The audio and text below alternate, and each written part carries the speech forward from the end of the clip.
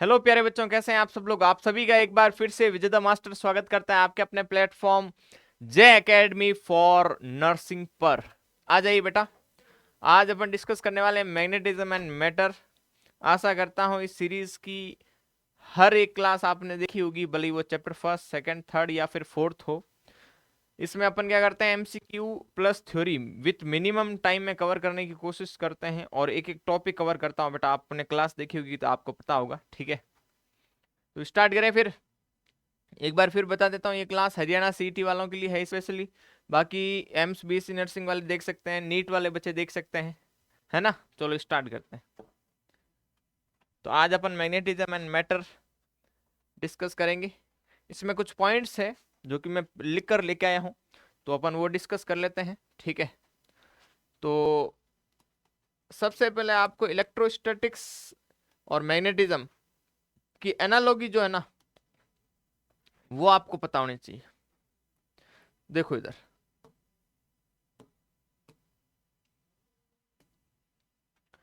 Electrostatics में अपन क्या पढ़ते हैं, चार्ज। चार्ज कितने टाइप के होते हैं, पॉजिटिव और नेगेटिव, दो टाइप के होते हैं। ऐसे ही मैग्नेटिज्म में यहां पर चार्ज की जगह कौन होने वाला है, पोल। और पोल तुम्हें पता है, नॉर्थ पोल और साउथ पोल, ठीक है बेटा। उसके बाद में यहां पर सर इलेक्ट्रोस्टैटिक्स में जब अपन कांस्टेंट लिखा करते थे तो के को अपन क्या लिखते थे, 1/4 पाई एप्सिलॉन नॉट। यदि दोनों चार्ज कहां पर रखे गए हैं, एयर के अंदर या फिर फ्री स्पेस में, ठीक है। 1/4 पाई एप्सिलॉन नॉट किसको बताएगा, कांस्टेंट को। और ये कौन सा कांस्टेंट था, कुलाम्स कांस्टेंट, ये बात ध्यान रखना। ऐसे ही मैग्नेटिज्म के अंदर बेटा कांस्टेंट जो था वो क्या था, म्यू0/4 पाई था, मतलब अब होगा, ध्यान रखना, मैं आगे समझाऊंगा तुम्हें, बस ये एनालॉजी है, एक बार देख लेते हैं। म्यू0/4 पाई यहां पर किसका काम करेगा, कांस्टेंट का, ठीक है। और इधर 1/4 पाई एप्सिलॉन नॉट किसका काम करेगा, कांस्टेंट का। बस अभी इतना ये ध्यान रख लो।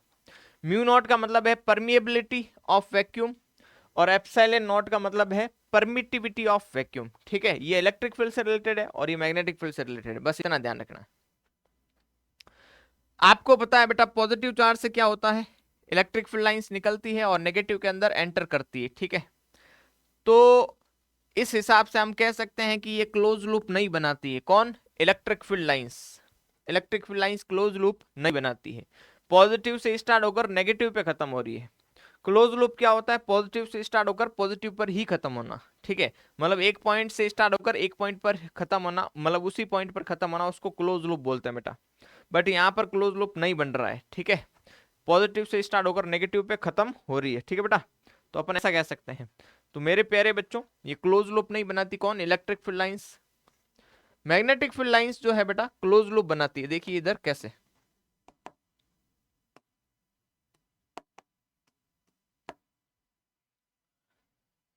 ये एक मैग्नेट है, मान लो ये नॉर्थ पोल है, ये साउथ पोल है। तो आपको पता है मैग्नेटिक फील्ड लाइंस नॉर्थ से स्टार्ट होकर कहां पर खत्म होती है, साउथ पर। आउटसाइड द मैग्नेट, नॉर्थ से स्टार्ट होकर साउथ पर खत्म होती है, ठीक है। तो अपन ऐसा कह सकते हैं, नॉर्थ से निकलती है और साउथ के अंदर एंटर करती है। लेकिन इनसाइड द मैग्नेट आपको पता है साउथ से स्टार्ट होकर कहां पर खत्म होती है, नॉर्थ पर। तो इसका मतलब बाहर नॉर्थ से स्टार्ट होकर साउथ पे खत्म हो रही है और अंदर साउथ से स्टार्ट होकर नॉर्थ पे खत्म हो रही है। इसका मतलब नॉर्थ से स्टार्ट होकर वापस नॉर्थ पर खत्म हो रही है। तो इसका मतलब ये कौन सा लूप बनाती है, क्लोज लूप, ये ध्यान रखना, ठीक है। तो charge positive negative, pole north pole south pole, इधर कांस्टेंट 1/4 पाई एप्सिलॉन नॉट, इधर म्यू0/4 पाई। और इधर प्लस से स्टार्ट होकर माइनस पे खत्म होती है, इधर नॉर्थ से स्टार्ट होकर नॉर्थ पर खत्म होती है। इसका मतलब क्लोज लूप, इधर ओपन लूप, ठीक है। तो इतनी बात क्लियर है, तो एक बार जल्दी से दिल बना दीजिए सारे बच्चे, सारे बच्चे जल्दी। इतनी बात क्लियर है तो एक बार जल्दी से दिल बना दीजिए। आगे बढ़ते हैं अपन नेक्स्ट। दो चार्ज के बीच में बेटा अपन ने इलेक्ट्रोस्टैटिक्स जब मैंने पढ़ाया था तब अपन ने देखा था, दो चार्ज के बीच में फोर्स, दो पॉइंट चार्ज के बीच में फोर्स क्या होता है, के Q1 Q2 अपन में आर स्क्वायर, के Q1 Q2 अपन में आर स्क्वायर अपन ने देखा है, ठीक है। Force between two charges, force between two charges मैं यहां पर लिख देता हूं।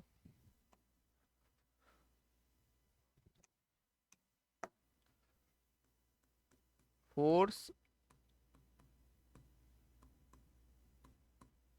बिटवीन टू पॉइंट चार्जेस कह सकते हैं अपन।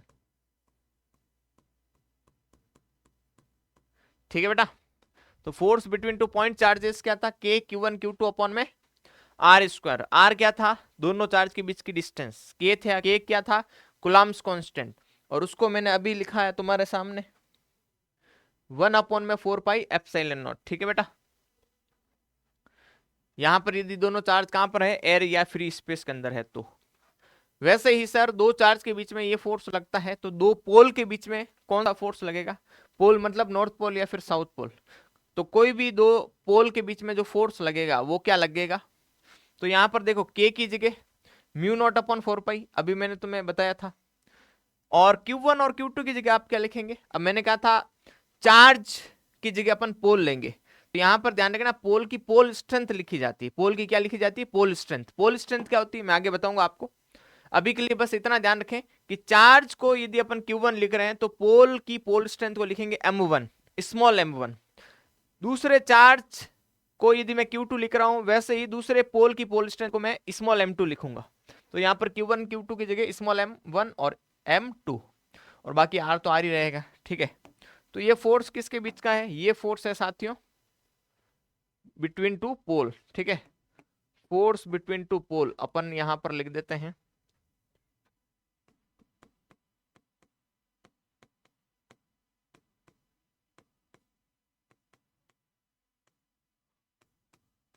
Force between two poles. ठीक है, तो ये बात ध्यान रखनी है। उसके बाद में इधर देखिए, इसके बाद में इधर देखिए, मान लीजिए कि एक चार्ज है Q,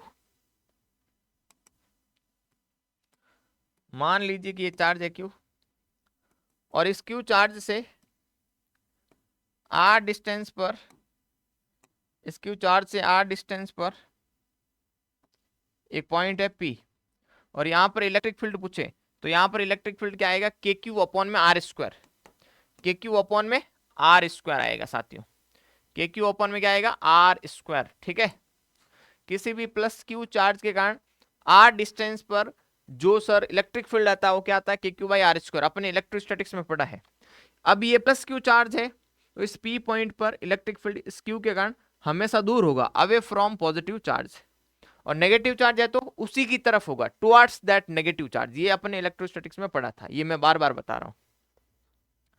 उसके बाद में साथियों इधर नॉर्थ पोल या फिर साउथ पोल के कारण, एक पोल के कारण आपको यदि पूछे मैग्नेटिक फील्ड, मान लेते हैं कि एक पोल है और उस पोल की पोल स्ट्रेंथ कितनी है, स्मॉल m,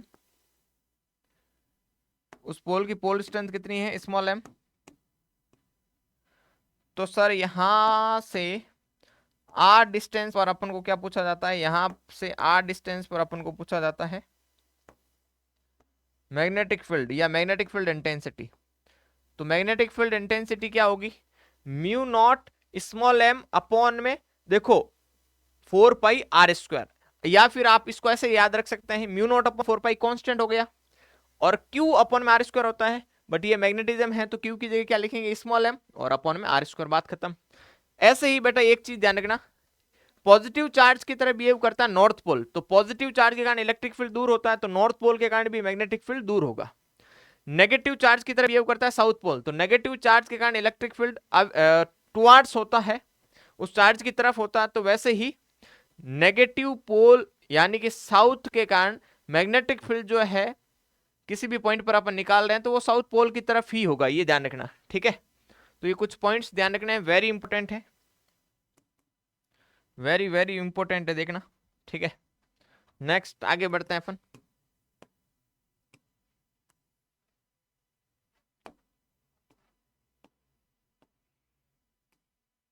एक बार रिपीट करवा देता हूं, चार्ज पॉजिटिव नेगेटिव, इधर pole north pole south pole, constant 1/4πε0, constant μ0/4π, close loop नहीं बनाती है, ये क्लोज लूप बनाती है।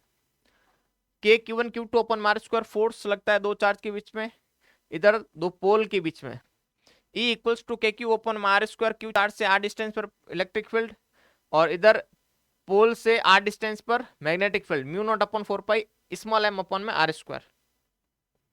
अब इधर देखिए, इलेक्ट्रिक डाइपोल मैंने आपको बताया था फर्स्ट चैप्टर में इस सीरीज में, ठीक है। इलेक्ट्रिक डाइपोल बताया था मैंने, कहा था कि सर दो चार्ज का एक ऐसा सिस्टम जिसमें चार्ज का मैग्नीट्यूड सेम होता है बट नेचर उनकी क्या होती है, ऑपोजिट, और वो वेरी शॉर्ट डिस्टेंस पर प्रेजेंट है, तो उसको बोलते हैं इलेक्ट्रिक डाइपोल। ये माइनस क्यू और प्लस क्यू जिनका मैग्नीट्यूड सेम है और नेचर ऑपोजिट, आप देख सकते हैं एक माइनस है तो दूसरा प्लस है, दोनों वेरी शॉर्ट डिस्टेंस पर प्रेजेंट है, जो कि मैंने 2a ली है। तो यहां पर इस सिस्टम को मैंने बोल दिया इलेक्ट्रिक डाइपोल। इलेक्ट्रिक डाइपोल का एक सिस्टम है, ध्यान रखना। यहाँ पर जो फिजिकल क्वांटिटी है वो क्या है, electric dipole moment, electric dipole moment, ठीक है। तो यहाँ पर जो फिजिकल क्वांटिटी है उसको बोलते हैं इलेक्ट्रिक डाइपोल मोमेंट। तो मैं यहाँ पर लिख देता हूँ पी वेक्टर का मतलब क्या है, इलेक्ट्रिक डाइपोल मोमेंट, ये बात ध्यान रखना, ठीक है। इलेक्ट्रिक डाइपोल मोमेंट तो उसको लिख सकते हैं अपन क्यू मल्टीप्लाई में दोनों चार्ज के बीच की डिस्टेंस, ठीक है साथियों। अब यहां पर एक चीज ध्यान रखना तुम, इलेक्ट्रिक डाइपोल मोमेंट की डायरेक्शन हमेशा always minus Q two plus Q रहती है, ऑलवेज माइनस क्यू टू क्या रहती है, प्लस क्यू, है ना, हमेशा माइनस क्यू से प्लस क्यू की तरफ रहती है। एक्सिस पर अपन ने पढ़ा है इलेक्ट्रिक डाइपोल के एक्सिस पे इलेक्ट्रिक फील्ड क्या होता है, वो होता है 2kp अपॉन में आर क्यूब, 2kp अपॉन में आर क्यूब, हम सब ने ये पढ़ा है। और इक्विटोरियल पे क्या होता है, kp अपॉन में आर क्यूब, ठीक है। अब यहां पर मैं एक नोट लिखता हूं,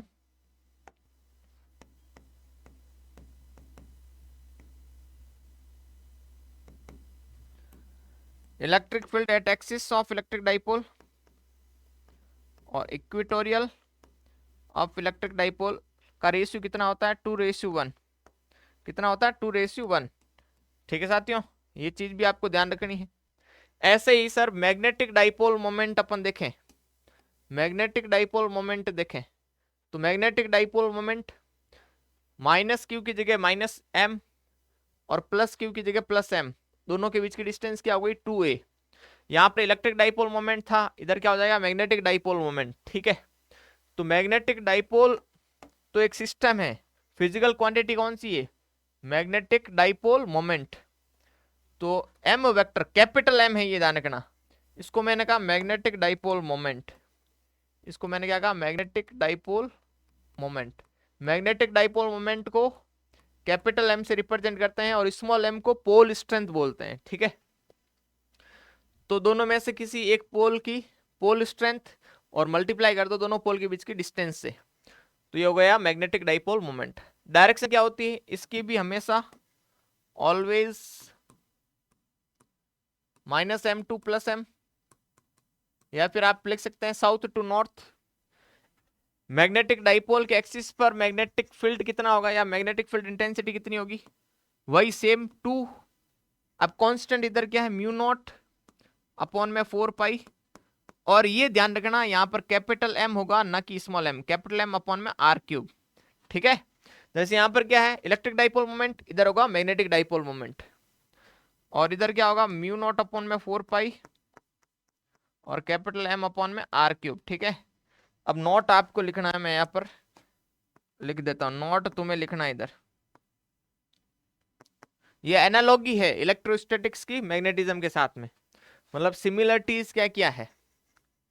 चलो उसके बाद में आगे बढ़ते हैं नेक्स्ट। इलेक्ट्रिक डाइपोल को यदि अपन रख दें कहां पर, यूनिफॉर्म इलेक्ट्रिक फील्ड में, ठीक है। जैसे मान लो ये यूनिफॉर्म इलेक्ट्रिक फील्ड है, ये यूनिफॉर्म इलेक्ट्रिक फील्ड है, ये यूनिफॉर्म इलेक्ट्रिक फील्ड है, और इसमें मैंने किसको रख दिया, इसमें मैंने रख दिया एक इलेक्ट्रिक डाइपोल को थीटा एंगल पर, एक इलेक्ट्रिक डाइपोल को रख दिया थीटा एंगल पर, ठीक है। तो इस पर जो टॉर्क लगेगा उसकी वैल्यू क्या होती है, P vector cross E vector, P vector cross E vector. इस पर जो टॉर्क लगेगा उसकी वैल्यू क्या होती है, P vector cross E vector. अब पी वेक्टर यहाँ पर इलेक्ट्रिक डाइपोल मोमेंट और ई वेक्टर क्या है, इलेक्ट्रिक फील्ड, क्रॉस प्रोडक्ट है दो वेक्टर का, तो इसका मतलब टॉर्क क्या है, वेक्टर है। और इसको आप ऐसे भी लिख सकते हैं आगे, इसको आप ऐसे भी लिख सकते हैं पीई साइन थीटा, ठीक है, थीटा पी और ई के बीच का एंगल।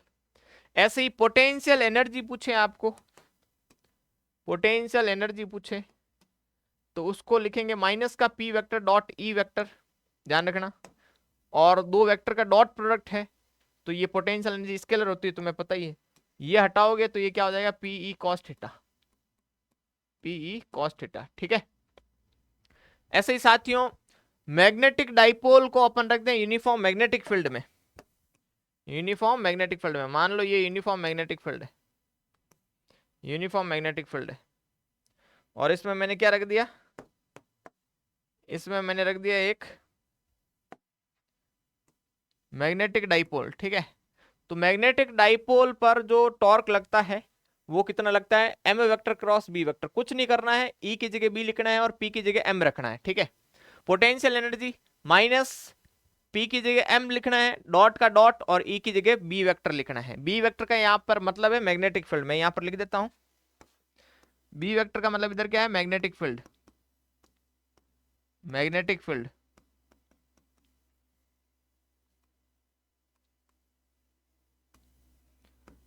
Magnetic field.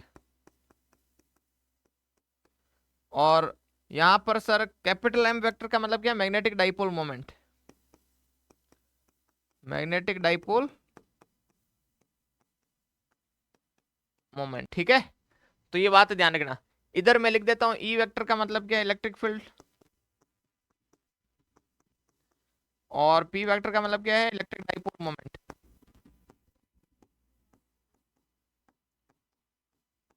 ठीक है बेटा, तो ये बातें ध्यान रखेंगे और इससे हेल्प मिलेगी।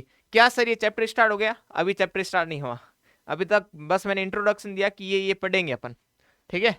अब देखो, अब देखो आप, तो ये सारी बातें आपको ध्यान रखनी है।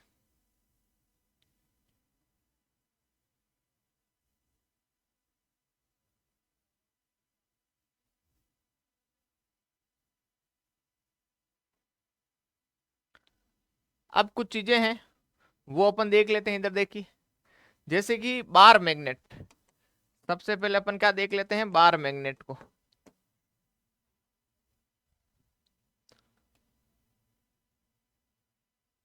बार मैग्नेट को देख लेते हैं, ठीक है। तो अपन क्या करते हैं, सबसे पहले इसके लिए एक एक्सपेरिमेंट करते हैं, ठीक है। एक सीट लेते हैं साथियों, ठीक है। और उस सीट पर अपन क्या करते हैं, आयरन की जो फिलिंग्स है, मतलब आयरन का जो पाउडर है उसको क्या करते हैं, बिखेर देते हैं। आयरन की फिलिंग्स को क्या करते हैं सर, बिखेर देते हैं, ठीक है। मैंने क्या कहा, वापस ध्यान से सुनना।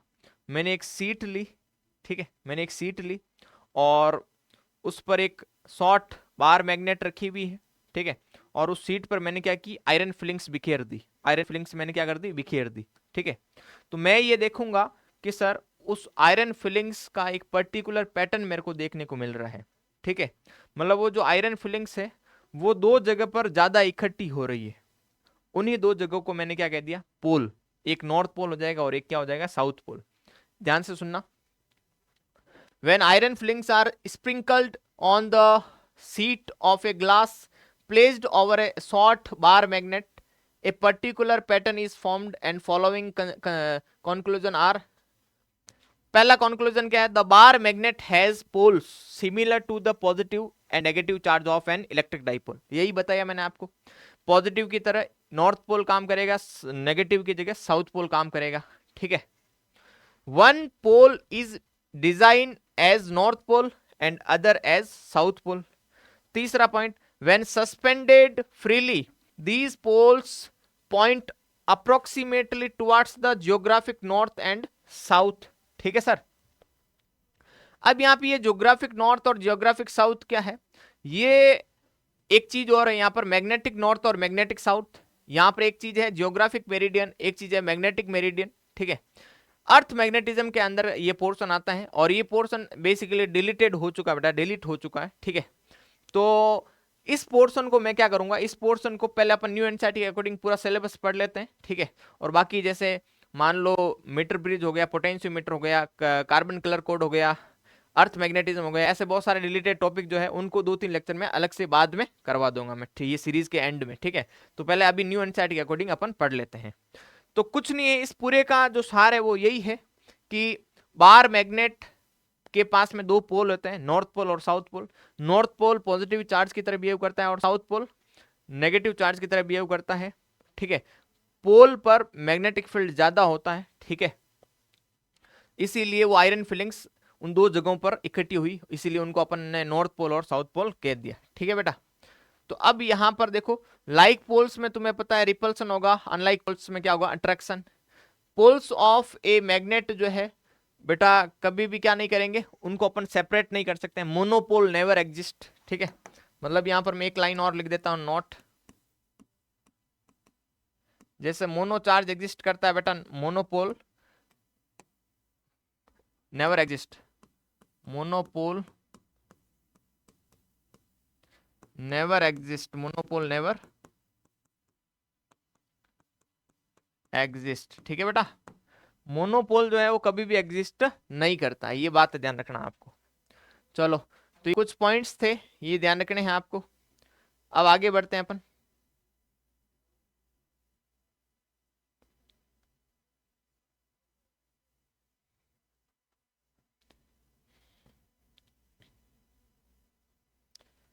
अब अपन ऐसे करते हैं, अब अपन देखते हैं इलेक्ट्रिक फील्ड लाइंस, नहीं मैग्नेटिक फील्ड लाइंस। अपन अब क्या देख लेते हैं, मैग्नेटिक फील्ड लाइंस। इधर देख लीजिए, मैं हेडिंग लगाता हूं, magnetic field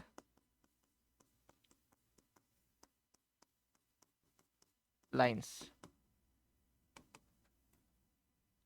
magnetic field lines क्या होती है, इमेजिनरी लाइंस होती है जिनका यूज होता है मैग्नेटिक फील्ड को रिप्रेजेंट करना, मैग्नेटिक फील्ड को रिप्रेजेंट करना। क्या इनका कोई फिजिकल एग्जिस्टेंस होता है, नहीं, इनका कोई फिजिकल एग्जिस्टेंस नहीं होता है।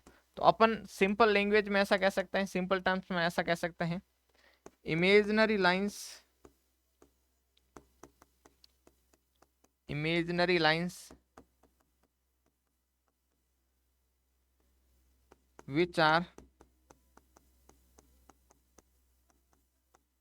which are used to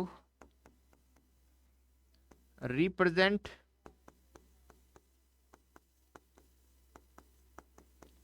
magnetic field, ठीक है साथियों। तो अब इसकी प्रॉपर्टीज देख लेते हैं, आइए यहां से क्वेश्चन आते हैं, ध्यान रखना, प्रॉपर्टीज देख लेते हैं।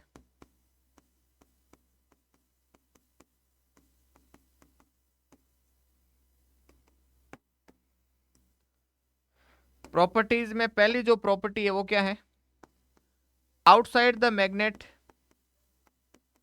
आउटसाइड द मैग्नेट तुम्हें पता है मैग्नेटिक फील्ड लाइंस जो है वो north to south, north to south क्या करती है, मूव करती है। वहीं यदि अपन बात करें इनसाइड द मैग्नेट की, इनसाइड द मैग्नेट की, तो साथियों ये बिहेव करती है साउथ टू नॉर्थ, या मूव करती है साउथ टू नॉर्थ, ठीक है। ये इंपॉर्टेंट पॉइंट है, ये ध्यान रखना, इससे कई बार क्वेश्चन बन चुका है।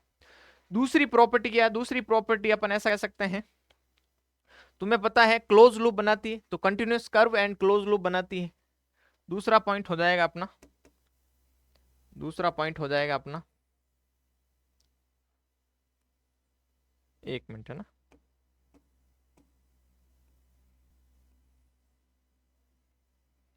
दूसरा पॉइंट आ जाएगा, it forms close and continuous curve, curve spelling गलत हो सकती है, कंटिन्यूअस क्या है ना, देख लेना, क्लोज एंड कंटिन्यूअस कर्व, ठीक है बेटा। उसके बाद में तीसरा पॉइंट, तीसरा पॉइंट क्या कह सकते हैं जल्दी बताइए। आपको किसी भी मैग्नेटिक फील्ड लाइन पर कोई पॉइंट है मान लो, और उस पॉइंट पर मैग्नेटिक फील्ड की डायरेक्शन बतानी है, तो आप क्या करेंगे, टेंजेंट बनाएंगे। तो जैसे मान लो ये मैग्नेटिक फील्ड लाइन है, और इस एक पॉइंट है यहाँ पर P, और इस P पॉइंट पर मेरे को क्या करना है, मैग्नेटिक फील्ड की डायरेक्शन बतानी है, तो मैं इस पर क्या बनाऊंगा, टेंजेंट, क्या बनाऊंगा, टेंजेंट, ठीक है। क्या बनाऊंगा बेटा, टेंजेंट बनाऊंगा, ठीक है। उसके बाद में फोर्थ, फोर्थ क्या है, मैग्नेटिक फील्ड लाइंस मेरे प्यारे बच्चों जितनी ज्यादा पास में होगी, या फिर अपन ऐसा कह सकते हैं किसी पर यूनिट एरिया से मैग्नेटिक फील्ड लाइन से यदि ज्यादा पास कर रही तो वो मैग्नेटिक फील्ड भी क्या होगा, ज्यादा होगा। ठीक है, तो अपन ऐसा कह सकते हैं नंबर ऑफ फील्ड लाइंस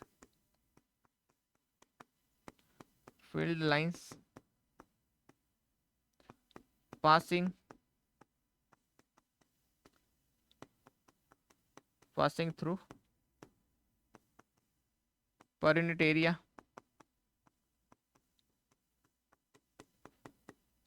तो ये क्या देगा सर, ज्यादा मैग्नेटिक फील्ड को देगा, वहां पर मैग्नेटिक फील्ड भी क्या होगा, ज्यादा, कह सकते हैं। ठीक है, next point, important point, two magnetic field lines never intersect to each other, never intersect to each other,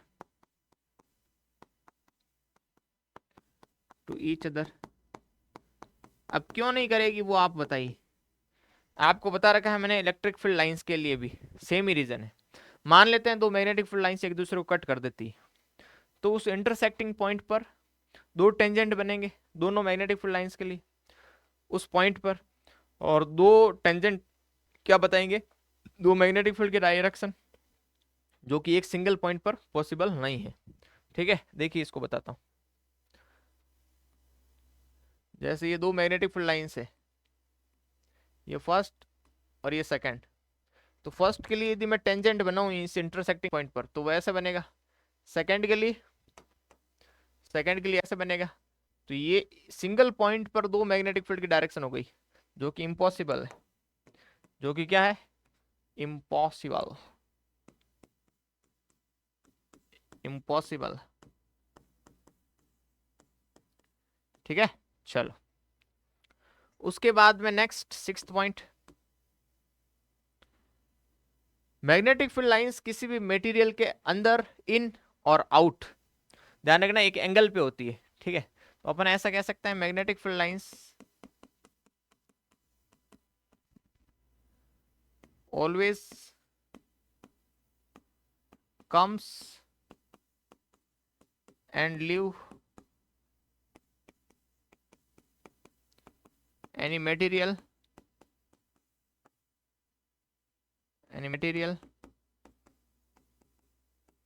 at any angle, ये भी बात ध्यान रखनी है। ठीक है, तो कुछ पॉइंट्स थे जो कि आपको ध्यान रखने हैं। उसके बाद में अपन क्या करते हैं, आगे बढ़ते हैं। ठीक है, तो एनालॉगी बता दी तुम्हें, उसके बाद में बार मैग्नेट की प्रॉपर्टी बता दी, नॉर्थ पोल साउथ पोल। ठीक है, लाइक पोल्स में क्या होता है, रिपल्सन होता है, अनलाइक पोल्स में अट्रैक्शन होता है। ठीक है, और नॉर्थ पोल पॉजिटिव की तरह काम करता है, साउथ पोल नेगेटिव की तरह काम करता है, ये सारी चीजें आपने देख ली। उसके बाद में मैग्नेटिक फील्ड लाइंस की प्रॉपर्टीज देख ली, जहां से क्वेश्चन बनते हैं। अब देखो इंपॉर्टेंट टॉपिक स्टार्ट करता हूं मैं, अभी क्वेश्चंस करेंगे, आप चिंता ना करें। इंपॉर्टेंट टॉपिक क्या है, इंपॉर्टेंट टॉपिक है cutting of bar magnets. Cutting of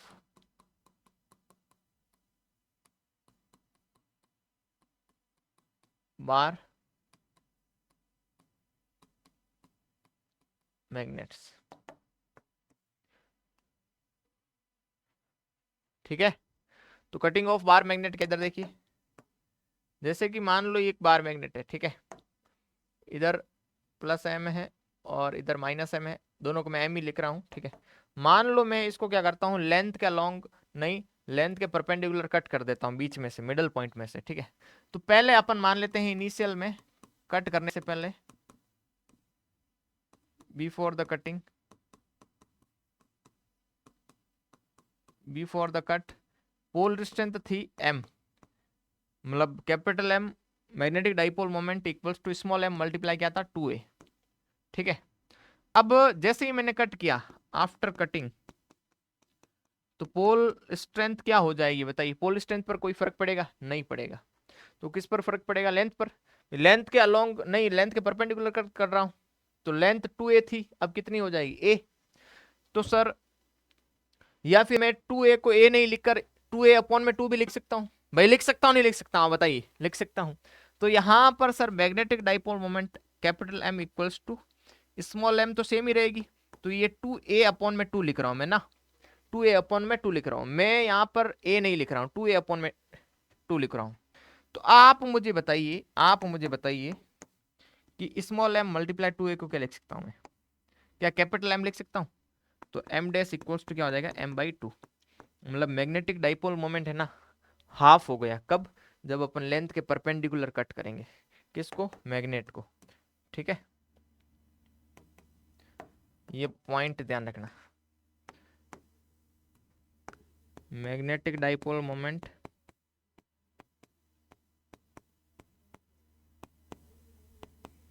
becomes half.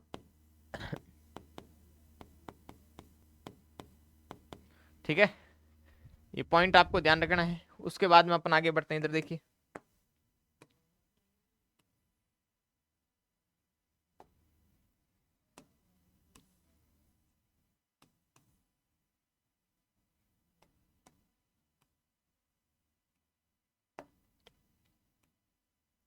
मान लो लेंथ के अलोंग कट कर रहे हैं अपन ऐसे। ठीक है, तो अब क्या होगा, इनिशियल में क्या है, initial before cut, before cut, तो यहां पर कैपिटल M इक्वल्स टू क्या होगा, स्मॉल m मल्टीप्लाई में 2a, small m multiply 2a। ठीक है, आफ्टर कटिंग क्या होगा,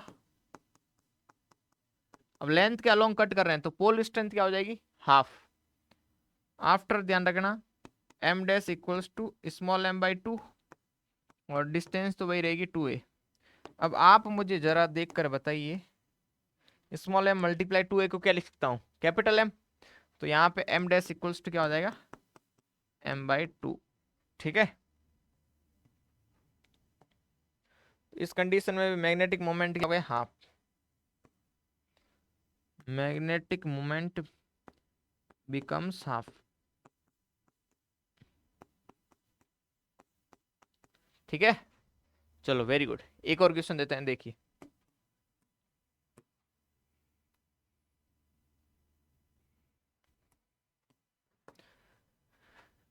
जैसे मेरे पास में ये मैग्नेट है, ये मैग्नेट है। ठीक है, अब मैंने क्या किया, इसको कन्वर्ट कर दिया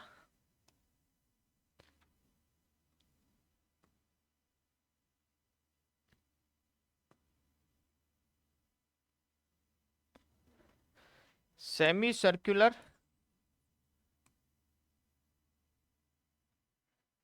शेप में। ठीक है, इसको मैंने किस में कन्वर्ट कर दिया, सेमी सर्कुलर शेप में, सेमी सर्कुलर शेप में कन्वर्ट कर दिया। आप क्या करें, इसको मान लीजिए प्लस m, इसको मान लीजिए माइनस m। ठीक है, अब मैग्नेटिक डाइपोल मोमेंट कितने टाइम्स हो जाएगा ये बताइए। पहले क्या था, पहले था स्मॉल m मल्टीप्लाई 2a। अब बताइए आप कितना होगा, वीडियो को पॉज करें और करें, टिक टिक 1, टिक टिक 2 एंड टिक टिक 3। अब आपकी जानकारी के लिए मैं बता दूं, मैग्नेटिक डाइपोल मोमेंट जो है वो m dash equals to pole distance, तो देखो कोई फर्क नहीं पड़ेगा, स्मॉल m ही होगी।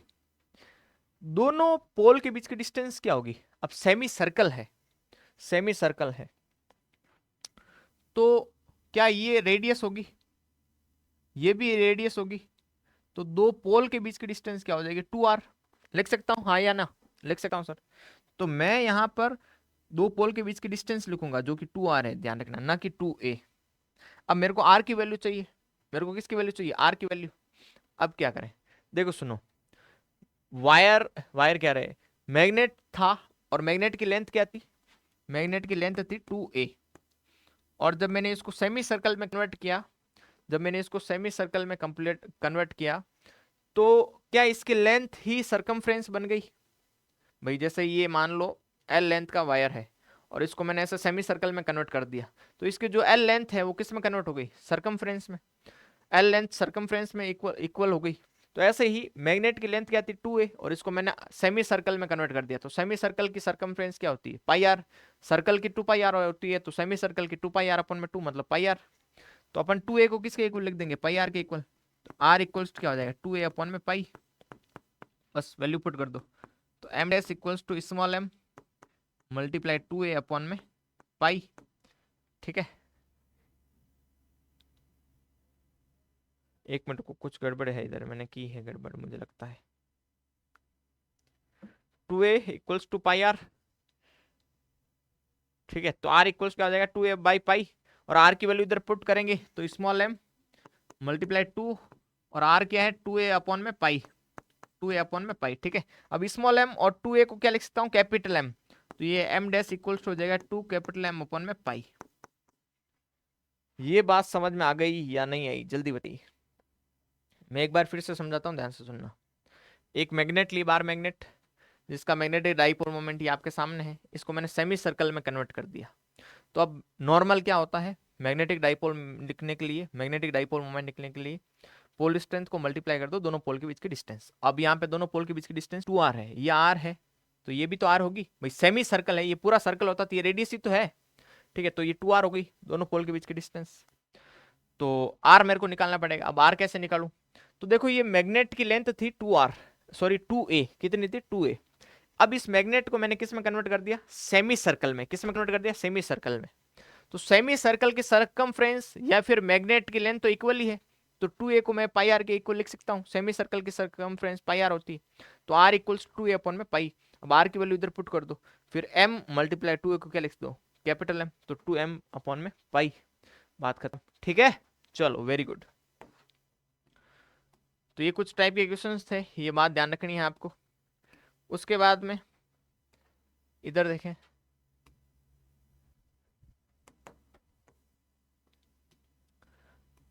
एक मैग्नेटिक डाइपोल ऐसे है, दूसरा मैग्नेटिक डाइपोल ऐसे है, दोनों आपस में कैसे हैं 90 डिग्री पर।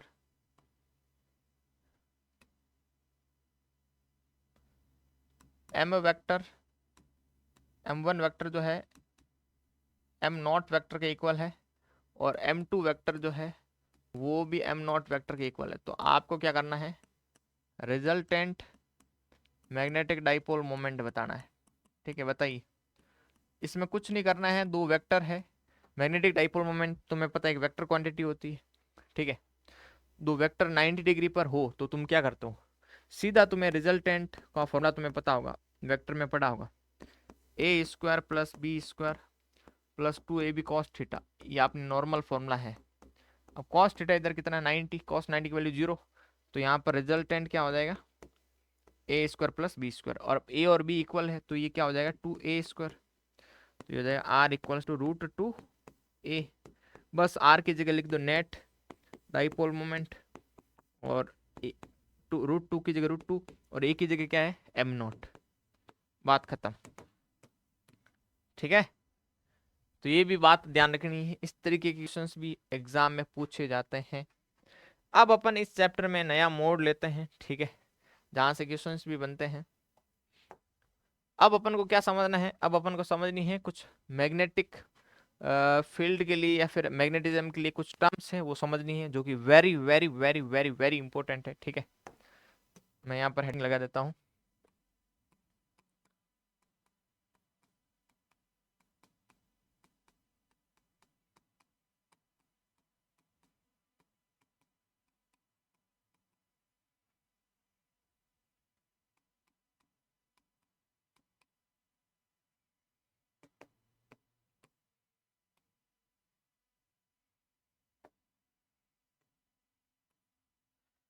सबसे पहली चीज जो अपन को समझनी है साथियों, वो समझनी है magnetic intensity. Magnetic intensity, magnetic intensity, ठीक है। अब मैग्नेटिक इंटेंसिटी है क्या सर, अपन ऐसा कह सकते हैं, जैसे मान लो मेरे पास में क्या है, कोई मैग्नेटिक मटेरियल है और उसको मेरे को मैग्नेटाइज करना है, तो मैं उसको एक्सटर्नल मैग्नेटिक फील्ड के अंदर रखूंगा, रखूंगा नहीं रखूंगा, रखूंगा सर। तो साथियों वो जो एक्सटर्नल मैग्नेटिक फील्ड जो यूज कर रहा हूं मैं किसी मैग्नेटिक मटेरियल को मैग्नेटाइज करने के लिए, उसी को क्या कह रहा हूं मैं, उसी को मैं कह रहा हूं मैग्नेटिक इंटेंसिटी, उसी को मैं क्या कह रहा हूं मैग्नेटिक इंटेंसिटी, ठीक है। अब सर यहाँ पर इसको H से रिप्रेजेंट किया जाता है, ध्यान रखना, इसको किससे रिप्रेजेंट किया जाता है? H से। तो इसको लिखते हैं अपन H equals to B upon में म्यू, बी अपॉन में म्यू, ठीक है। बी यहाँ पर क्या है? बी यहाँ पर है मैग्नेटिक फील्ड, ठीक है, और H यहाँ पर क्या है? H है यहाँ पर मैग्नेटिक इंटेंसिटी। H यहाँ पर क्या है? मैग्नेटिक इंटेंसिटी, ठीक है। मैं एक बार फिर से समझाता हूँ, ध्यान से सुनना। म्यू यहाँ पर क्या है? परमिएबिलिटी। म्यू यहाँ पर क्या है? परमिएबिलिटी, ठीक है। यदि वैक्यूम ले रहे हैं तो आप म्यू नॉट लिख सकते हैं। ध्यान से सुनना, मैं वापस समझा रहा हूँ। मैंने कहा वो एक्सटर्नल मैग्नेटिक फील्ड जिसको यूज कर रहे हैं अपन किसी भी मैग्नेटिक मटेरियल को मैग्नेटाइज करने के लिए, ठीक है, तो उसको बोलते हैं मैग्नेटिक इंटेंसिटी, जिसका फॉर्मूला होता है H equals to B upon में म्यू, ठीक है। म्यू और बी आपको दे देगा तो H निकल जाएगा। और इसका यूनिट भी आपको ध्यान रखना है, ऐसा यूनिट वो होता है एम्पियर अपॉन में मीटर, एम्पियर अपॉन में मीटर। दूसरी चीज अपन को समझनी है, मैग्नेटाइजेशन इंटेंसिटी।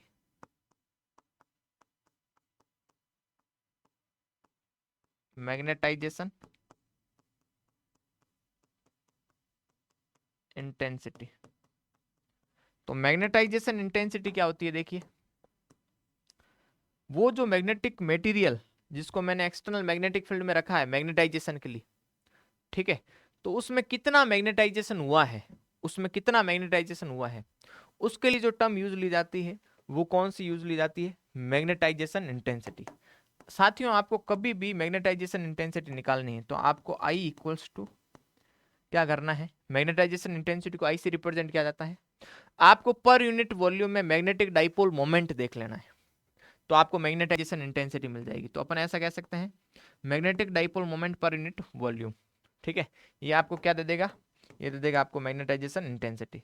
ये वो एक्सटर्नल मैग्नेटिक फील्ड जो कि मैग्नेटाइजेशन करने के लिए यूज लिया जाता है, और ये वो मैग्नेटाइजेशन, ठीक है, जो कि आफ्टर मैग्नेटाइजेशन हुआ है, ठीक है सर। उसके बाद में इसका भी यूनिट क्या होगा? इसका भी ऐसा यूनिट क्या होगा? Ampere per metre, ampere per metre, ठीक है।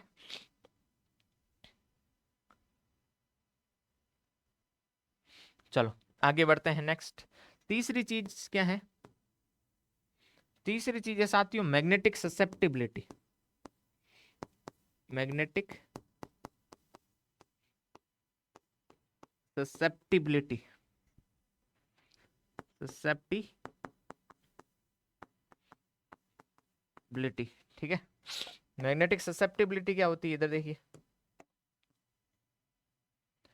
साथियों, मैग्नेटिक ससेप्टिबिलिटी होती है वो एक्सटर्नल मैग्नेटिक फील्ड, सॉरी, वो मैग्नेटाइजेशन जो आफ्टर मैग्नेटाइजेशन हुआ है, या फिर अपन ऐसा कह सकते हैं वो मैग्नेटाइजेशन जो उस मटेरियल के अंदर हुआ है उस एक्सटर्नल मैग्नेटिक फील्ड में रखने से, जिसको मैंने आई से रिप्रेजेंट किया अपॉन में वो एक्सटर्नल मैग्नेटिक फील्ड जिसमें अपन ने मैग्नेटिक मटेरियल को रखा है मैग्नेटाइजेशन के लिए, जिसको मैंने एच का है, मतलब सिंपल टर्म्स में मैग्नेटाइजेशन इंटेंसिटी अपॉन में मैग्नेटिक इंटेंसिटी, आई अपॉन में एच को बोलते हैं मैग्नेटिक ससेप्टिबिलिटी। इसको काई से रिप्रेजेंट किया जाता है, काई, कुछ लोग चाई भी बोलते हैं, ध्यान रखना। तो इसका कोई यूनिट नहीं होता, ध्यान रखना, ये यूनिटलेस और डायमेंशनलेस फिजिकल क्वांटिटी है। अब यहाँ पर कुछ इंपॉर्टेंट मैं रिलेशंस बताता हूँ जहां से एग्जाम क्वेश्चन बनते हैं, काफी सारे क्वेश्चन बनते हैं।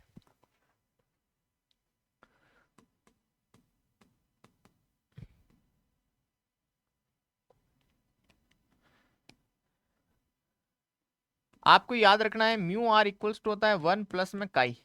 म्यू आर इधर क्या है? म्यू आर, ये आर है इधर रिलेटिव परमिएबिलिटी। म्यू आर इधर क्या है? Relative permeability. म्यू आर है इधर रिलेटिव परमिएबिलिटी,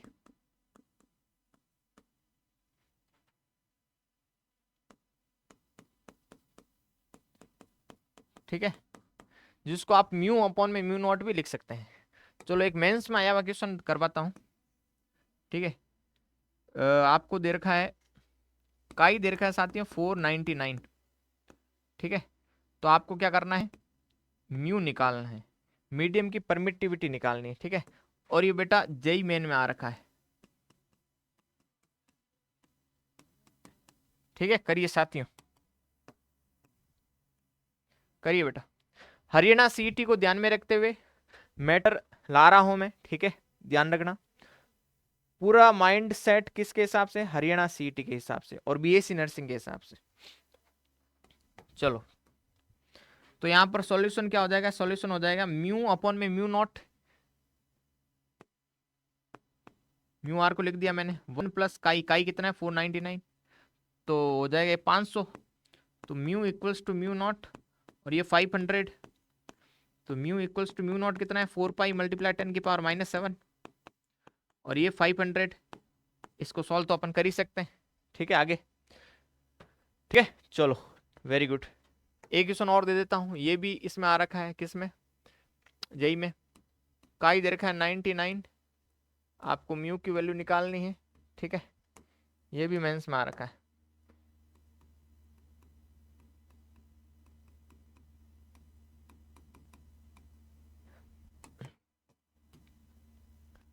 चलो, ये होमवर्क है,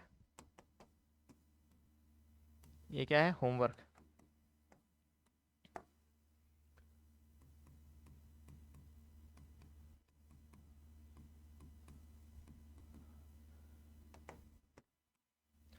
तो अभी तक अपन एनालॉगी देख चुके हैं, फिर पोल्स क्या होते हैं ये देख चुके हैं, बार मैग्नेट के बारे में। फिर अपन ने क्या देखा? फिर अपन ने मैग्नेटिक फील्ड लाइंस देखा, फिर अपन ने फिर कटिंग ऑफ बार मैग्नेट देखा, फिर उसके बाद में मैग्नेटिक प्रॉपर्टीज देख ली, ठीक है, और 2-3 क्वेश्चन देख लिए। चलो, अब न्यू एनसीईआरटी के अकॉर्डिंग इस चैप्टर का लास्ट टॉपिक है, न्यू एनसीईआरटी के अकॉर्डिंग इस चैप्टर का लास्ट टॉपिक है अर्थ मैग्नेटिज्म हिस्टेरिसिस। जो ग्राफ है वो सब डिलीटेड हो चुका है, तो उसको मैं अभी न्यू एनसीईआरटी के अकॉर्डिंग चल रहा हूँ। जो वो डिलीटेड पोर्शन है वो 2-3 वीडियो लास्ट में शूट कर लूंगा, ठीक है। तो अभी न्यू एनसीईआरटी के अकॉर्डिंग अपन कवर कर लेते हैं। न्यू एनसीईआरटी के अकॉर्डिंग इस चैप्टर का लास्ट टॉपिक जो है वो क्या है? अभी क्वेश्चंस भी करवाऊंगा, आप चिंता ना करें, लास्ट में क्वेश्चंस कर लेंगे। तो लास्ट टॉपिक है मैग्नेटिक जो मटेरियल्स है, डायामैग्नेटिक, पैरामैग्नेटिक और फेरोमैग्नेटिक, वो, ठीक है। तो इसमें अपन डिफरेंस देख लेते हैं, इसमें अपन क्या देख लेते हैं? डिफरेंस। तो इधर देखिए, तो सबसे पहले डायामैग्नेटिक, उसके बाद में पैरामैग्नेटिक और फिर फेरोमैग्नेटिक। तो आपको मैं क्या करता हूं, पहले एक ब्लैंक स्लाइड पर एक नॉर्मल मैं तुम्हें बता देता हूं चीजें, उसके बाद में मैं पूरा इससे आपका वो जो क्या कहते हैं डाउट है वो क्लियर कर दूंगा, ठीक है। आपको मैं बता दूं, मैग्नेटिक जो मटेरियल होते हैं अपन जो पढ़ेंगे वो 3 टाइप के पढ़ने वाले हैं हम। पहला कौन सा है? डायामैग्नेटिक। पहला कौन सा है? डायामैग्नेटिक, डायामैग्नेटिक, ठीक है। दूसरा कौन सा पढ़ने वाले हैं? Paramagnetic, paramagnetic.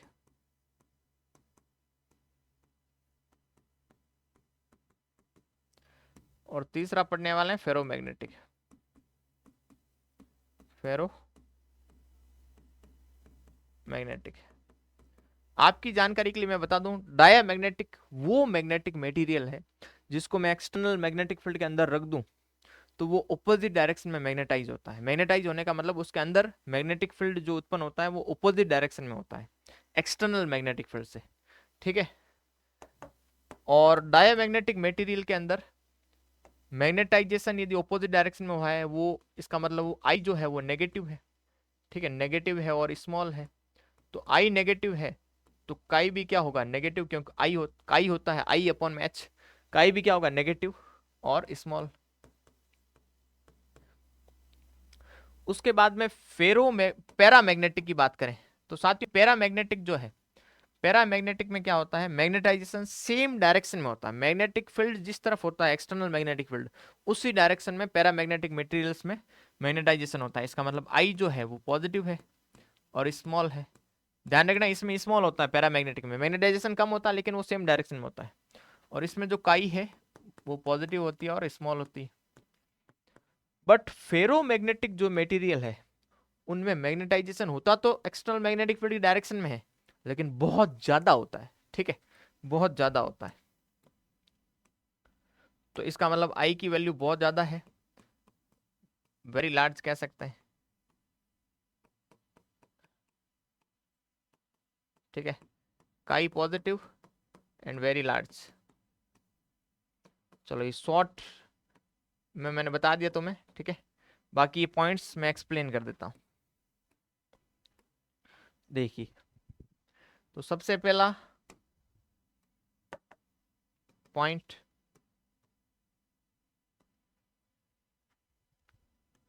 Cause of magnetism यदि अपन देखें साथियों डायामैग्नेटिक में, तो डायामैग्नेटिक में orbital motion of electron. Orbit के अंदर तुम्हें पता है जो इलेक्ट्रॉन मोशन करते हैं, ठीक है, उसको अपन क्या बोल देंगे, ऑर्बिटल मोशन। तो ऑर्बिटल मोशन इलेक्ट्रॉन की, उसी के कारण क्या आता है डायामैग्नेटिक में मैग्नेटिज्म, ठीक है। मतलब डायामैग्नेटिक मटेरियल के अंदर मैग्नेटिक फील्ड उत्पन्न होती है इसी के कारण। दूसरा, पैरामैग्नेटिक के अंदर स्पिन मोशन ऑफ इलेक्ट्रॉन्स, ठीक है, स्पिन मोशन ऑफ इलेक्ट्रॉन, इलेक्ट्रॉनों की स्पिन मोशन। तुम्हें पता है दो इलेक्ट्रॉन और दोनों ही क्या होते हैं, ऑपोजिट स्पिन में क्या करते हैं, मोशन करते हैं, ठीक है। तो जो स्पिन मोशन होती है वो कारण है मैग्नेटिज्म का, किसमें, पैरामैग्नेटिक के अंदर। फेरोमैग्नेटिक में वेरी इंपॉर्टेंट टर्म है डोमेन। वेरी इंपॉर्टेंट टर्म क्या है, डोमेन। डोमेन के कारण वेरी लार्ज क्या होता है, मैग्नेटिज्म। अब डोमेन होता क्या है वो इधर देखो, डोमेन क्या होता है वो इधर देखो साथियों। डोमेन बेसिकली अपन ऐसा कह सकते हैं मैग्नेटिक डाइपोल मोमेंट्स का ग्रुप होता है, या मैग्नेटिक डाइपोल्स के डाइपोल्स का क्या होता है, ग्रुप होता है, ठीक है। जिसको यदि अपन एक्सटर्नल मैग्नेटिक फील्ड में रख दें तो वो एक्सटर्नल मैग्नेटिक फील्ड की डायरेक्शन में क्या हो जाता है, अलाइन। तो मैंने यहाँ पर ऐसा कह दिया group of magnetic dipole moments, या फिर मैग्नेटिक डाइपोल्स, ऐसा आप कह सकते हैं। यदि अपन एक्सटर्नल मैग्नेटिक फील्ड में रख दें तो वो जो ग्रुप है या फिर जो मैग्नेटिक डाइपोल्स है वो सारे के सारे ग्रुप, जिसको डोमेन्स कह रहे हैं, वो मैग्नेटिक फील्ड की डायरेक्शन में अलाइन हो जाता है। तो उसके कारण फेरोमैग्नेटिक मटेरियल मैग्नेटाइजेशन ज्यादा होता है। उसके बाद में दूसरा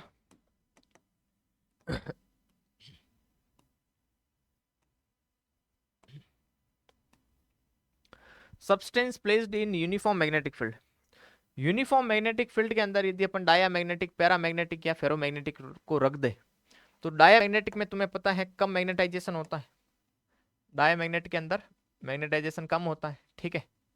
और तुम्हें पता है ऑपोजिट डायरेक्शन में मैग्नेटाइजेशन होता है। कैसी डायरेक्शन में मैग्नेटाइजेशन होता है, ऑपोजिट डायरेक्शन में। इसमें ये ध्यान रखना बी नॉट जो है वो एक्सटर्नल मैग्नेटिक फील्ड है, और बी एम जो है वो मैग्नेटाइजेशन है, या वो मैग्नेटिक फील्ड है जो कि उसके अंदर उत्पन्न हुआ है। तो इसमें एक्सटर्नल मैग्नेटिक फील्ड ज्यादा रहता है, किससे, मैग्नेटाइजेशन होने वाले मैग्नेटिक फील्ड से।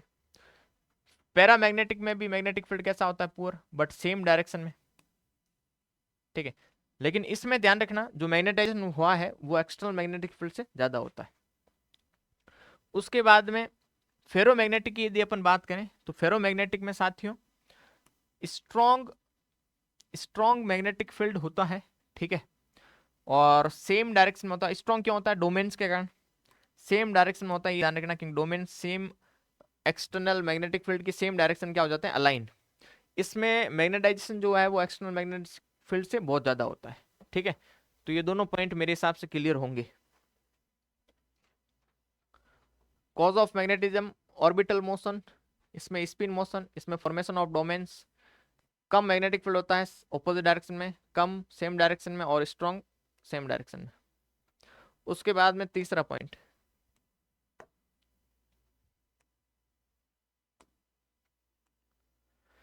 आई एच कर्व देख लेते हैं। देखो आपको पता है, आपको ये पता है कि आई जो है ना स्मॉल होता है डायामैग्नेटिक में, ठीक है, और मैग्नेटाइजेशन ऑपोजिट होता है। तो हमें पता है आई जो है वो क्या होगा, नेगेटिव। आई नेगेटिव होने के कारण ही अपन ने कहा है कि काई जो है वो नेगेटिव होता है, ठीक है। तो आई नेगेटिव है, स्मॉल है। तो आई का यदि एच के साथ में अपन ग्राफ बनाए तो वाई एक्सिस पे मैं आई को रख रहा हूँ और एक्स एक्सिस पे मैं किसको रख रहा हूँ, एच को, ठीक है, जो कि एक्सटर्नल मैग्नेटिक फील्ड को बता रहा है, और ये उस मैग्नेटिक फील्ड को बता रहा है जो उत्पन्न हुआ है। तो ये नेगेटिव की तरफ ही होगा, कॉमन सेंस है। क्यों, क्योंकि मैंने कहा आई नेगेटिव है तो नेगेटिव की तरफ ही होगा, नेगेटिव एक्सिस की तरफ। लेकिन वेरी ध्यान रखना एच के साथ में लीनियरली वेरी करेगा। जैसे जैसे एच बढ़ रहा है, जैसे जैसे एक्स में एच बढ़ रहा है, वैसे वैसे आई में negative axis, negative Y axis में क्या हो रहा है, आई बढ़ रहा है। देखो जैसे जैसे एच की वैल्यू बढ़ रही है वैसे वैसे नेगेटिव एक्सिस में आई क्या हो रहा है, धीरे धीरे बढ़ रहा है, ठीक है। तो आई की वैल्यू नेगेटिव भी है और स्मॉल भी है और लीनियरली वेरी कर रहा है, ठीक है। उसके बाद में आई इसमें स्मॉल है बट पॉजिटिव है, बट क्या है, पॉजिटिव है, ठीक है। तो आप देख सकते हैं ये एच बढ़ाने के साथ में जो आई है वो बढ़ रहा है, बिल्कुल बढ़ रहा है, बट कौन सी डायरेक्शन में, पॉजिटिव डायरेक्शन में। इसमें भी लीनियर, इसमें भी लीनियर, और इसमें नॉन लीनियर होता है, आई होता है पॉजिटिव और वेरी लार्ज होता है, ठीक है। तो ये बातें ध्यान रखना, एच बढ़ाने के साथ में इसमें नॉन लीनियरली आई बढ़ता है, बट होता कैसा है, पॉजिटिव डायरेक्शन में। इसमें नॉन लीनियर और इसमें लीनियर, क्योंकि इसमें वेरी लार्ज होता है। उसके बाद में नेक्स्ट इधर देखिए, फोर्थ पॉइंट,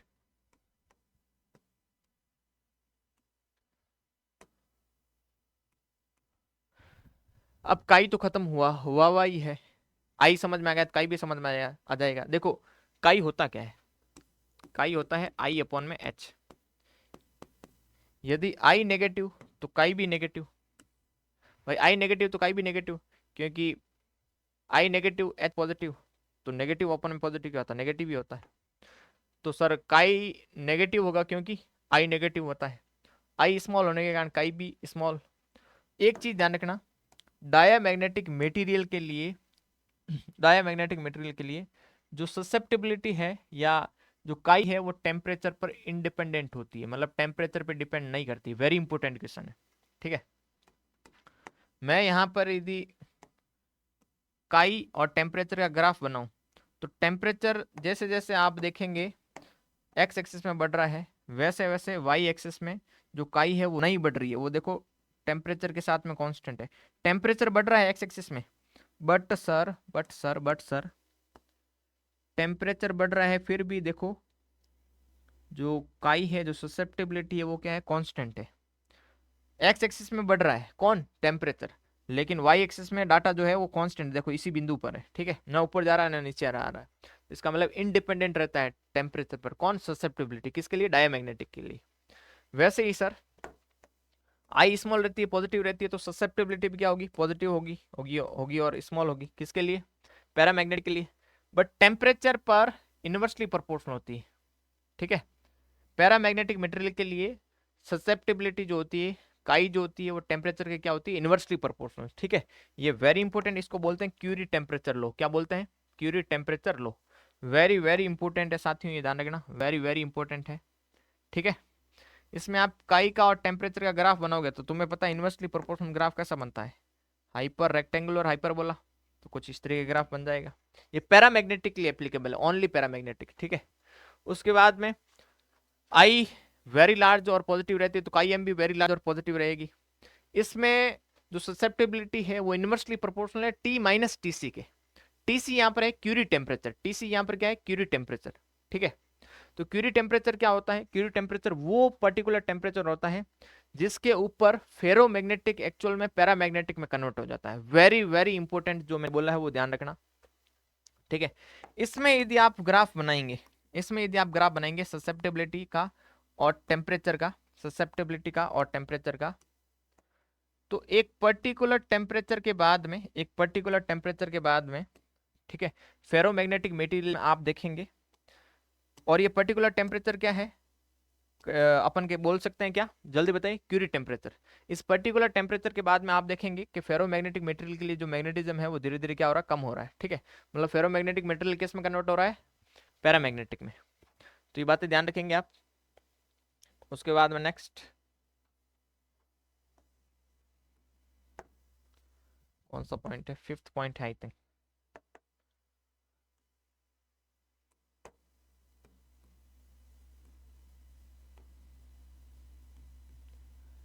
देखो म्यू आर इक्वल्स टू क्या होता है, 1 प्लस काई।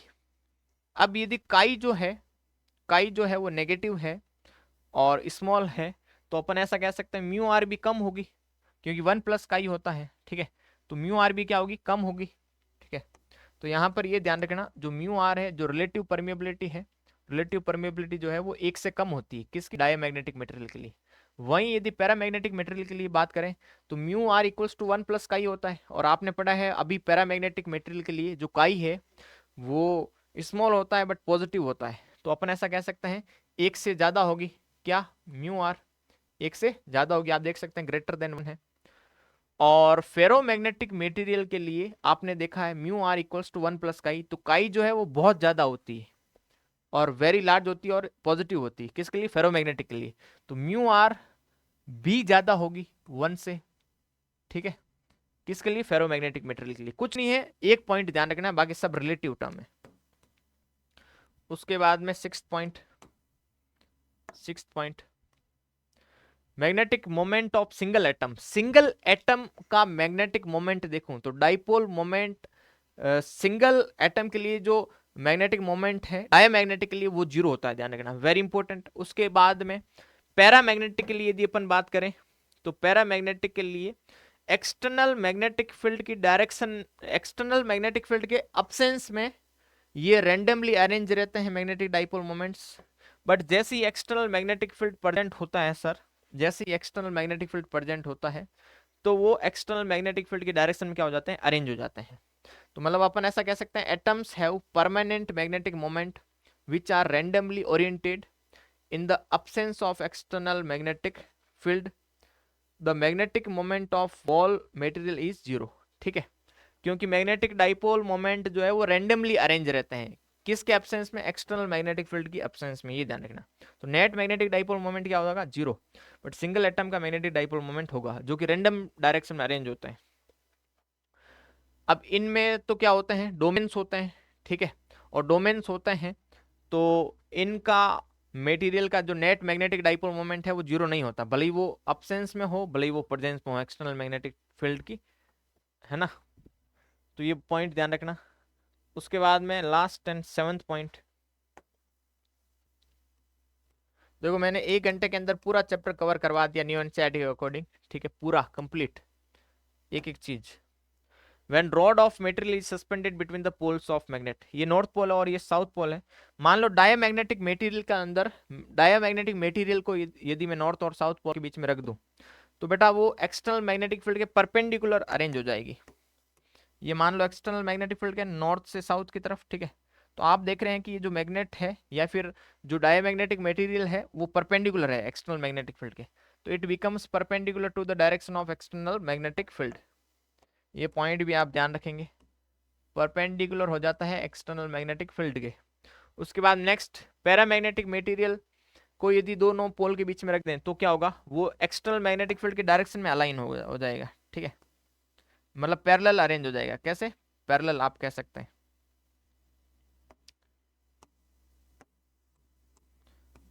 पैरेलल अरेंज हो जाएगा, ठीक है। तो if there is strong magnetic field in between the poles the rod becomes parallel to the magnetic field. और इसमें भी सेम प्रॉपर्टी है, ये भी क्या हो जाएगी, इन द डायरेक्शन या in the parallel to the magnetic field. उसके बाद में नेक्स्ट,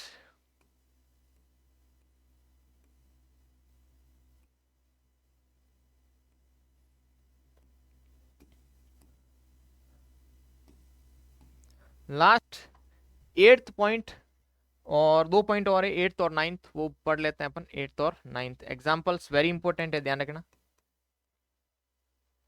8th और 9th, मैग्नेटिक मोमेंट जो है एक्सटर्नल मैग्नेटिक फील्ड की डायरेक्शन में कम होता है और ऑपोजिट डायरेक्शन में होता है।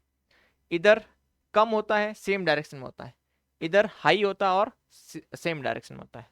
अब एग्जांपल्स देख लो, वेरी इंपॉर्टेंट है, जो मैं बता रहा हूं वो इंपॉर्टेंट है। कॉपर याद रखोगे, सिल्वर ध्यान रखोगे, डायमैग्नेटिक मटेरियल है, वाटर डायमैग्नेटिक मटेरियल है, मर्क्यूरी डायमैग्नेटिक मटेरियल है, हाइड्रोजन डायमैग्नेटिक मटेरियल है, और गोल्ड डायमैग्नेटिक मटेरियल है, जिंक डायमैग्नेटिक मटेरियल है, डायमंड ध्यान रखना, ठीक है, NaCl ध्यान रखना, इंपॉर्टेंट है ये सारे सारे, वेरी इंपॉर्टेंट है, ठीक है।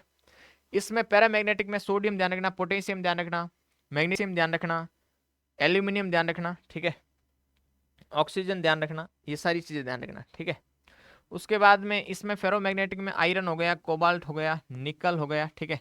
इसके अलावा एलॉयज हो गए, ये सारे क्या है, ये सारे क्या है, फेरोमैग्नेटिक के example. Very very important example से याद करके ही जाना, ठीक है।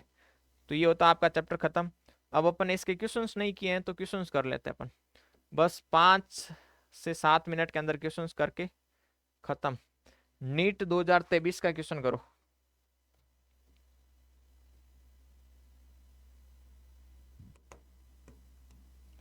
नीट 2023 का क्वेश्चन करो। चलो करिए। वीडियो को पॉज करो और करो। A diamagnetic substance is one which weakly magnetize होता है और ऑपोजिट डायरेक्शन में मैग्नेटाइज होता है। तो ऑप्शन कौन सा हो जाएगा? बी। इसको करो नीट 2021 का।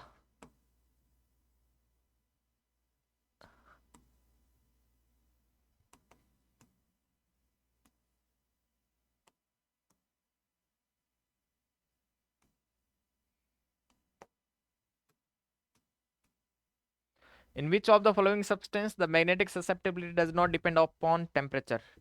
डायमैग्नेटिक मेटेरियल के लिए ससेप्टेबिलिटी टेम्परेचर पे डिपेंड नहीं करती है। अभी मैंने प्रॉपर्टीज में लिखवाया था।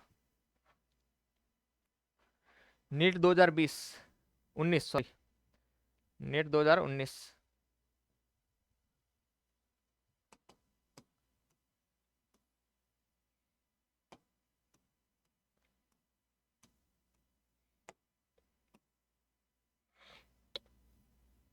करिए। If I equals to magnetic susceptibility, then magnetic permeability of material is mu R equals to क्या होता है? 1 प्लस काई। तो mu equals to mu naught 1 plus chi. Mu upon mu naught equals to 1 plus chi होगा, तो mu naught उधर चला जाएगा multiply में। तो ऑप्शन क्या? Option A. नीट 2017 का करो।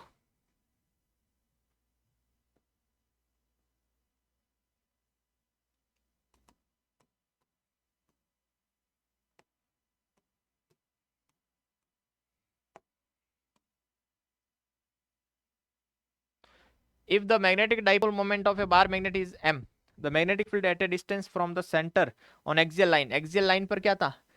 k m अपॉन में r cube. Option B.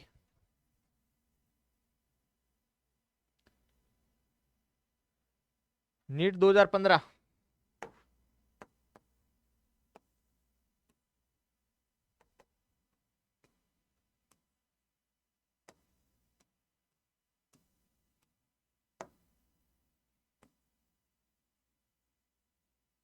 The magnetic susceptibility of a paramagnetic material is chi. Its value at absolute temperature T is proportional to। Paramagnetic material के लिए Curie temperature low होता है inversely proportional to temperature. Proportional to temperature. एक minute, इसने क्या पूछा? Is proportional to. ठीक है, तो प्रोपोर्शनल तो 1/T क्या होगा, और इनवर्सली प्रोपोर्शनल किसका होता है? टेम्परेचर के। ये ध्यान रखना, क्वेश्चन बहुत तगड़ा है। यदि कहीं प्रोपोर्शनल किसके है, तो प्रोपोर्शनल 1/T के है, बट इनवर्सली प्रोपोर्शनल किसके? टी के। मैंने जो बोला वो ध्यान से समझना। 2016 का करो, फिर सेकेंड 2016। और इस सीरीज की क्लास कैसी लग रही है? क्या हेल्पफुल है? ठीक है, और आगे भी कंटिन्यू करनी है क्या, ये भी बताइए। कौन सा चैप्टर करना है? क्लास कैसी लग रही है ये जरूर बताएं। ठीक है, प्लीज बेटा ये जरूर बताया करें क्लास कैसी लग रही है, सही लग रही है या नहीं लग रही है, कोई कमी तो नहीं है। मैं मेरी तरफ से पूरी कोशिश करता हूँ मिनिमम टाइम में पूरा चैप्टर एक्सप्लेन करने की। Magnetic needle is kept in a non uniform magnetic field, it experience. Non uniform magnetic field है तो उसमें नेट मैग्नेटिक फोर्स तो जीरो नहीं होगा, ध्यान रखना। तो नेट मैग्नेटिक फोर्स जीरो नहीं होगा तो टॉर्क तो लगेगा ही, भले यूनिफॉर्म मैग्नेटिक फील्ड और मैग्नेटिक फील्ड हो, यूनिफॉर्म या फिर नॉन यूनिफॉर्म में टॉर्क तो लगेगा। ठीक है, यूनिफॉर्म मैग्नेटिक फील्ड है तो फोर्स जीरो हो जाएगा नेट, और नॉन यूनिफॉर्म हो तो फोर्स जीरो नहीं होगा। तो ऑप्शन क्या हो जाएगा? दोनों लगेंगे, बोथ फोर्स एंड टॉर्क। चलो मिलते हैं बच्चों नेक्स्ट क्लास में। टेलीग्राम चैनल ज्वाइन कर सकते हैं बेटा आप, ठीक है, ये फाइल वहां पर मिल जाएगी आपको, मतलब। चलो मिलते हैं फिर नेक्स्ट क्लास में। All the very best, thank you so much.